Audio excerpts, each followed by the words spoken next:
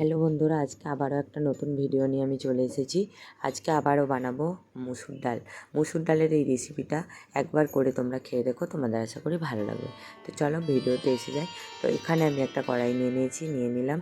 তাতে কিছুটা মুসুর ডালকে ভালো করে ধুয়ে নিয়েছি। ধুয়ে ডালটা কড়াইয়ের মধ্যে নিয়ে নিলাম। ডালে কিন্তু প্রচুর পরিমাণে পাউডার থাকে, তো তাই ডালটা খুব ভালো করে ধুয়ে নিতে হবে যাতে পাউডারগুলো চলে যায়। নইলে পাউডারগুলো থাকলে ভালো তো না জানো, তো সেই ডালটা থেকে পাউডারগুলো ধুয়ে ভালো করে আলাদা করে দিতে হবে। দেওয়ার পরে কড়াইয়ের মধ্যে ডালগুলো নিয়ে নেওয়ার পরে এরকম সরু সরু করে আমি আলু কেটে নিয়ে নিলাম। আলুগুলো কেটে উপরে দিয়ে দিলাম। তারপর দিয়ে দেবো কাটা পেঁয়াজগুলোকেও এর উপরে দিয়ে দেবো। বেশ কিছুটা পরিমাণে পেঁয়াজ দিতে হবে। তারপর দিয়ে দেবো একটা গোটা টমেটোকে 4 ফালি করে কেটে এর মধ্যে দিয়ে দেবো। খুবই কম মশলা, কম উপকরণে রান্নাটা হয়, আর খেতে কিন্তু খুব টেস্টি হয়। তো সব পেঁয়াজগুলো দেওয়ার পর টমেটোটাও দিয়ে দেবো।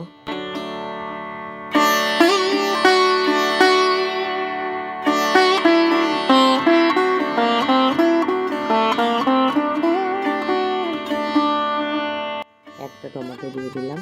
তারপর দিয়ে দেবো এখানে মশলা দিয়ে দেবো। মশলার মধ্যে থাকবে হলুদ গুঁড়ো, লঙ্কা গুঁড়ো, নুন আর একটু জিরের গুঁড়ো, আর দেবো 4-5টা মতো কাঁচা লঙ্কা।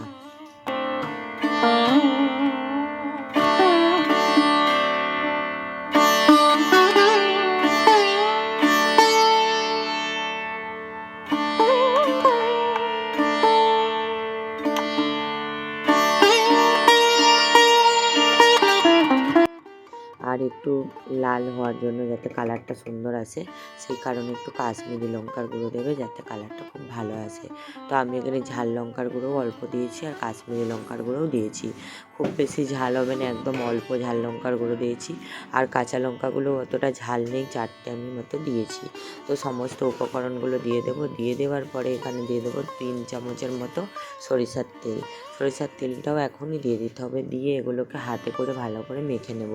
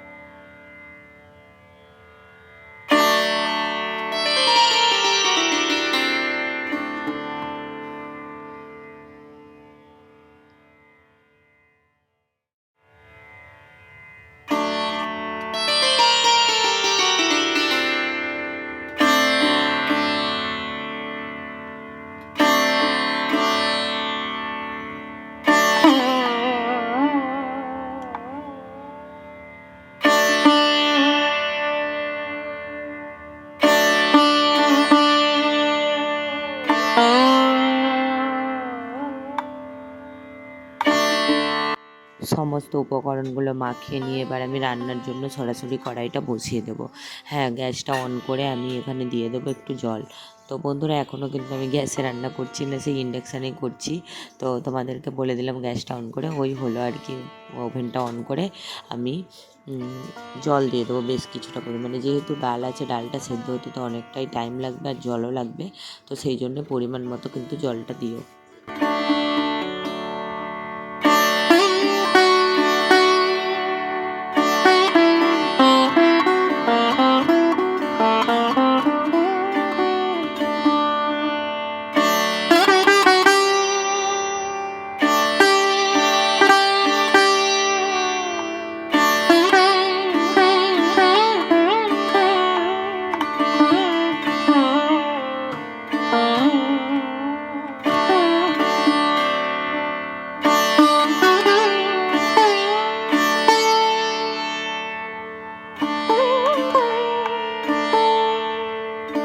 জলটা দেওয়ার পর কড়াইয়ের মধ্যে ঢাকনাটা ঢাকা দিয়ে দিয়েছিলাম। তারপরে গ্যাসটা অন করে দিয়েছিলাম। এরপর দেখো, আমি একবার খুলে দেখছিলাম একটু সেদ্ধ হয়েছে নাকি। হালকা একটু সেদ্ধ হয়েছে, তো ওই জন্য আবার ঢাকা দিয়ে দিয়েছিলাম। তো আবার আমি খুলে দেখেছিলাম। এরকম খুলে খুলে মাঝে মাঝে দেখবে, না হলে ডালটা আবার পুরো সেদ্ধ হয়ে গেলে ভালো লাগবে না। হালকা একটু থাকবে, মানে পুরো সেদ্ধ হবে না, হালকা একদম না সেদ্ধ হওয়ার মতো। যে সেদ্ধ হয়ে গেলে গলে যাওয়ার যে ডালটা, সে গলে যাবে না, মোটামুটি একটু গোটা গোটা থাকবে। তো দেখো রান্নাটা প্রায় হয়ে গেছে। তো বন্ধুরা এইরকমভাবে খুবই সহজ পদ্ধতিতে রান্না করে তোমরা একবার দেখো, কিন্তু তোমাদের ভালো লাগবে।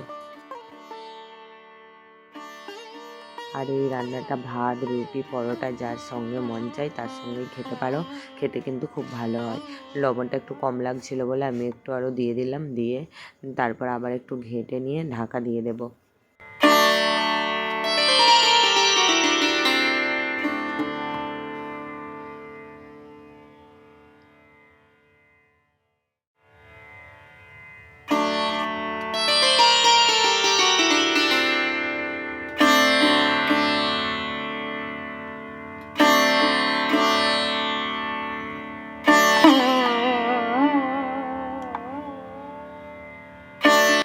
রান্নাটা আমার শেষের পথে, রান্নাটা কিন্তু আমার হয়ে গেছে। এবার আমি এটাকে নামিয়ে নেব।